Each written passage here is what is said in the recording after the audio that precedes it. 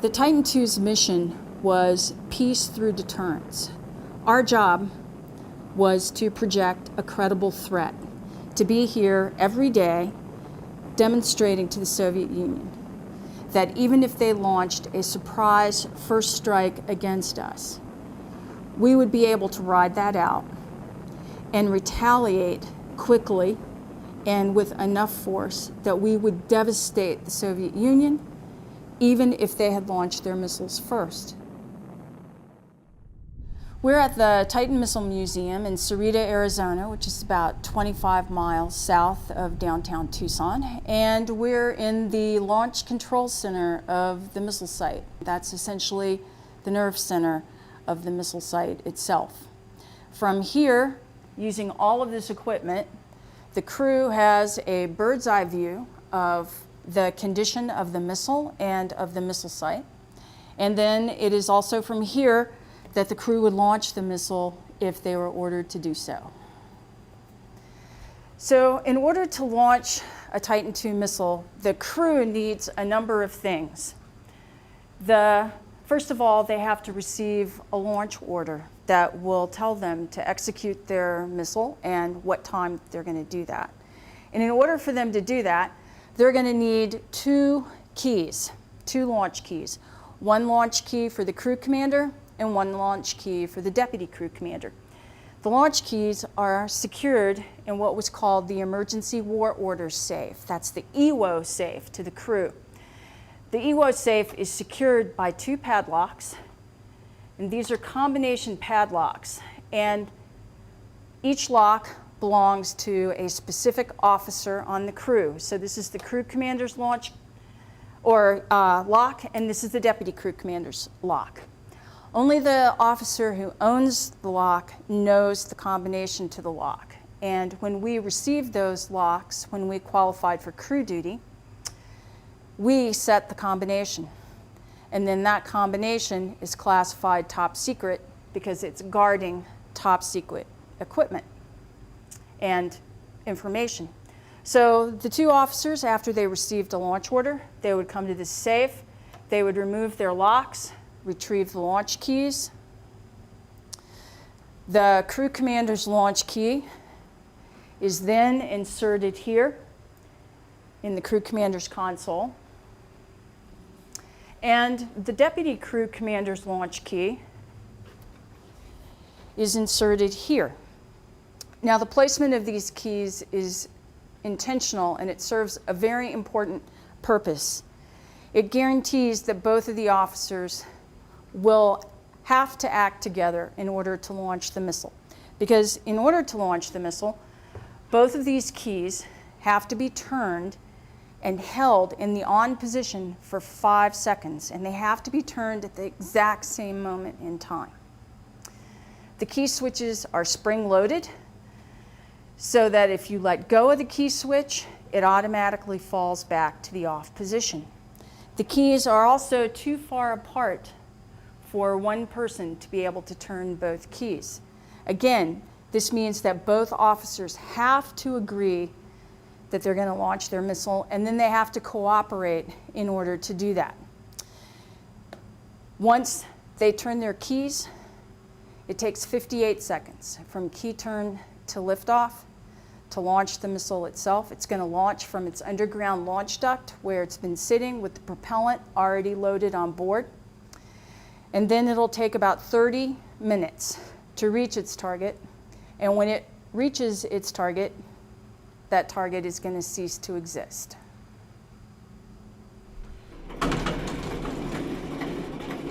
So this small elevator is what the crew and maintenance teams would use to access the other levels of the missile site.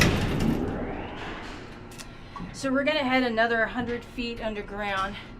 We're going to end up on level 7, where we can actually walk into the launch duct and stand directly underneath the missile. So we're going to be entering the launch duct here on level 7. We need to watch our head as we go in. When we enter the launch duct, we'll be standing directly underneath the missile.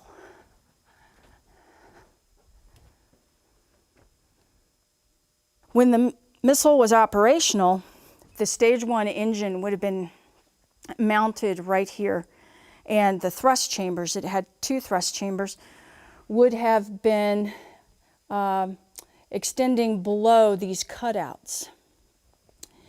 And if you look to your left, Scott, you'll see a large water spray nozzle. There's a ring of them that encircle the launch duct.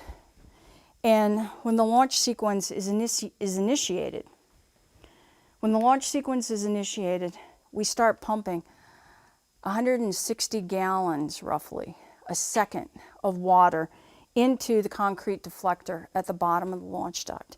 So that when the stage 1 engine fires, the heat interacts with the water, it creates steam, and the steam works together with the sound attenuation panels that are behind this mesh that line the walls of the launch duct. Those 2 things work together to dampen and absorb enough of the noise and vibration that's created by the stage 1 engine when it fires, so that the missile will be able to safely launch from right here. If we didn't do that, the stage 1 engine, which generates 430,000 pounds of thrust at liftoff, that's like having 2 747s in the launch duct revved to the max. If we don't do something to absorb all that noise and that vibration, basically it's just going to vibrate the missile to pieces. It's going to explode in the launch duct. It's never going to launch. And that was one of the huge challenges that the engineers overcame that enabled the Titan II to launch from within the launch duct.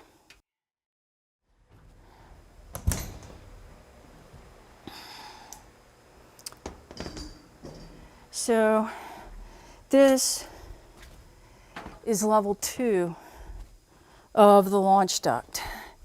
We're 35 feet underground, so there's about another 120 feet or so of the launch duct that is beneath us. And we're looking at the upper section of the stage 2 of a Titan II intercontinental ballistic missile.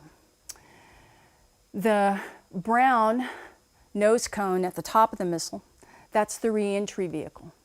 And the re-entry vehicle is what carried the warhead on the Titan II, and it's the only part of the missile that's actually going to reach its target. The yield of the Titan II was 9 megatons. That's the explosive equivalent of 9 million tons of TNT. That's enough destructive capability to decimate an area of 900 square miles. So if you were to drop the equivalent of a Titan II on the city of Tucson, the city of Tucson would cease to exist. And there were 54 Titan II missiles altogether. 18 of them were based around Tucson, Arizona. Another 18 were based around Wichita, Kansas. And the final set of 18 were based around Little Rock, Arkansas. And that was just part of the nuclear triad that the United States was using during the Cold War. There were also another 1,000 Minuteman intercontinental ballistic missiles that were also on alert at the same time the Titan II was operational. Well, in 1978, the Air Force opened the Titan II career field to women. It had previously been closed to women because it's actually a combat position. And when the Air Force transitioned to the all-volunteer force, they realized that they weren't going to be able to man all of the Titan II sites. They weren't going to have enough people. So the decision was made to open the career field to women. And I was in college at the University of Virginia at the time in reserve officer training, ROTC. So I was actually recruited for this in the very early days of the career field being open to women. I was actually a crew commander. I commanded a 4-person Titan II missile combat crew here at this site when it was operational. I was actually stationed here from 1980 to 1984. When I first came back here after they opened the museum, it was 1998, and the museum had been open for about 12 years, so the site had actually been off alert since 1982.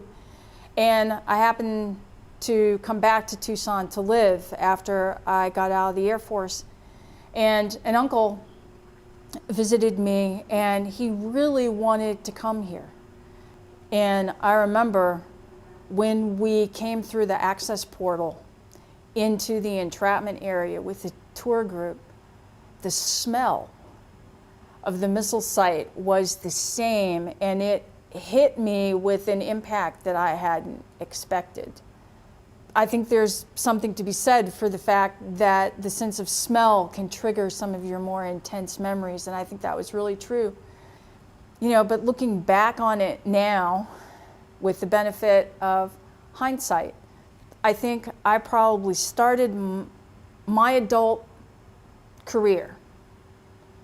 The very first job that I ever had as an adult was the most important job that I'll ever have in my career. And so I kind of started my career at the apex. And then everything that came after that is at least one level below, because I will never have as much responsibility in my lifetime again as I had when I was a crew commander here. We have a twofold mission here at the Titan Missile Museum. Our first mission is to preserve and interpret the National Historic Landmark Site, the Titan Missile National Historic Landmark Site, and to provide stewardship for the historic site. The second part of our mission is to provide a framework for the public and the discussion that the public is having about the future of nuclear weapons in the world. The generation that's coming up now, the young people that are in their 20s and 30s, they're the people that are going to have to confront what the future of nuclear weapons is going to be around the world. And you can't do that just by reading about it. People really have no concept about nuclear weapons and about how they work and about how expensive they are to maintain and about the destructive capability that they have. And so what we do here is we provide a framework for people to think about those kinds of questions, to get those kinds of answers so that they can make their own decisions about how they want to influence the future of nuclear weapons in the world. And so I think that as a National Historic Landmark Site, this facility is performing as an important role now as it did during the Cold War when it was part of our frontline defense.